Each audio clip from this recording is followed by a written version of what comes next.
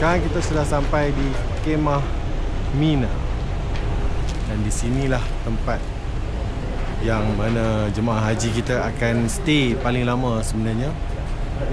Okey, bos pun dah pergi tempat lain. So kita nak pergi tengok juga dekat dalam Kemah Mina ni apa yang ada. Ni yang besar ni sekarang ni adalah, ini adalah tandas 2 tingkat yang telah diwujudkan sebagai tandas tambahan kepada jemaah haji kita. So kita cuba nak naik tengok jemaah ke tandas baru ni.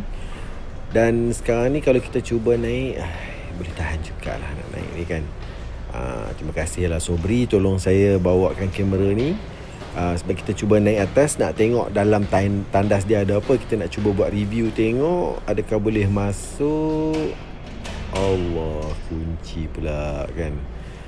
Tak apalah, kalau dia tak boleh masuk tu, kita tengoklah tandas lain yang mungkin masih lagi terbuka. Sebab sekarang ni tarikh yang saya datang ni adalah 19 hari bulan, yang mana tahap kesediaan dia lebih kurang 90%. So masih lagi giat dijalankan proses penyediaan kemah di Mina ni. Tengok tu tim Nuzuli dan juga ni pun masih ada. Dekat bawah ni ada buka, iaitu tandas lelaki untuk orang yang berkeperluan khas. Tengok tandas dia luas je ni. Yang ni sebab dia gabung sekali dengan tempat mandi untuk orang berkeperluan khas. Tengok tandas dia, tandas duduk, ada siap-siap singki kat dalam tu. Dalam ni ada lebih kurang 6 tandas kat dalam ni.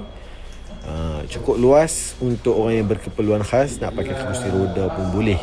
So dekat atas dia ada banyak lagi lah toilet dia kan, on top of toilet lama yang pernah ada sebelum ni dekat Mina. Yang ni adalah tandas tambahan. Okay, now kita masuk ke kemah kita. Kemah untuk jemaah Muassasah Malaysia. Inilah rupa dia, 360 darjah untuk anda tengok. Di kiri dan kanan ini kami difahamkan juga ada charging station yang belum lagi pasang kat sini. Alamak, ada kotak pula kat sini. Tu bilik tu tak siap lagi, kemah tu. Ni nak tunjuk tirai bermagnet. Tirai bermagnet ni penting supaya aircon tak keluar. Bagus tak? Okay, kalau suka like, kalau apa pun share lah kepada kawan-kawan dan jemaah lain ya.